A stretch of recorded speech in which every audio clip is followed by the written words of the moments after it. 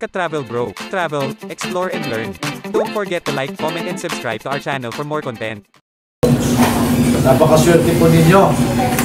Kasi kahit nga kami, hindi kami pwedeng mag-kuha nito, hindi kami nabigyan nito. Napakasarap na bigas. Actually ito, bagong ano pa lang ito, bagong fresh from iskisan ito, will meal. Nakita niyo yung bigas, di ba? So, ito talaga isa sa mga pinakamaganda na uri ng bigas na nandyan po sa ating bodega ng NFA. So, ito po ay hindi ito nag-uumpisa lang at matatapos din dito. Sa mga sumusunod na araw, sumusunod na buwan, pag naubos na po itong 10 kilo ninyo, 10 kilo lang muna ito kasi buong Pilipinas ito. Ang launching natin ay hindi lang sa Rio, hindi lang sa Lonyo. Buong Pilipinas po ito. Kaya hindi po namin hindi naman may pangako na may bigay lahat yung isang kaban. Ang pangako tuloy-tuloy yung 10 kilo. 10 kilo po ang maximum. Then sa susunod magkabil ko yung 10 kilo ulit. Sa halagang 20 pesos sa bigas.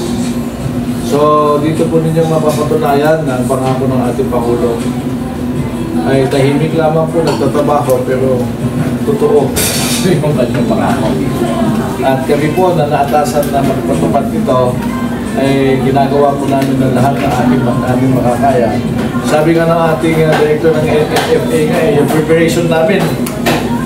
Halos hindi na kami natulog dito tawag dito, meeting dyan, para nang pagkatapos po ng celebration po ng Independence Day, ay isusunod na po namin itong celebration na ito, yung roll out.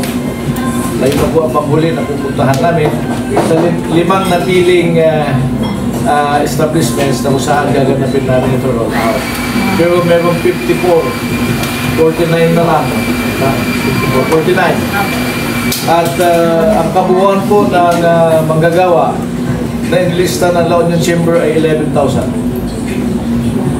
3,000 yung initial na binili ng chamber sa LFA. Yung 11,000 susunod dyan. Baka yung iba nga nabayaran na hindi lang natin na ma-pull out agad kasi may schedule din na pag-pull out.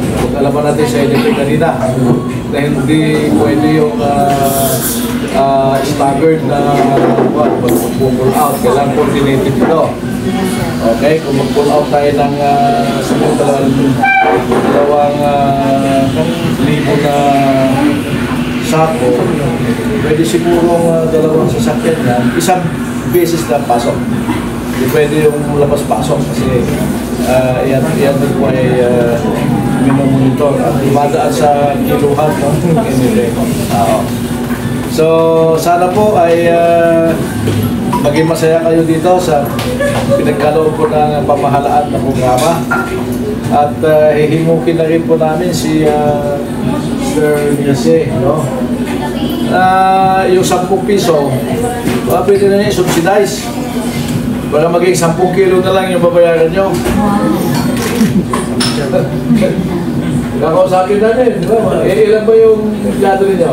Actually, 200 plus po. 200. Pero ang nasyon lang natin 100. Para yung see? Sa 200 lang, times 10 pesos. 2,000 na nadagdag niya. 10 piso na ito, babayaran na, di ba? Sige. Hihimukin natin. Hindi ba? Napapamagitan ni brother. Di ba? Representative po ako ni Sir Pandingise. Palakpakan natin yung family.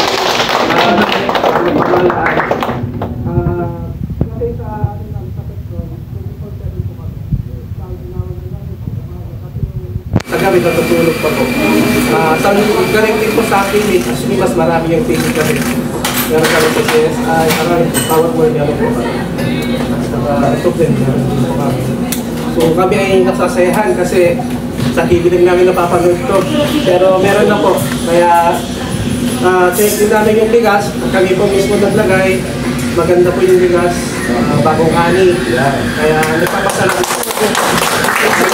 Sa Dole, sa agriculture, DFS, Sa lahat ng government agency, maraming salamat po at laging totoo po yung maraming salamat.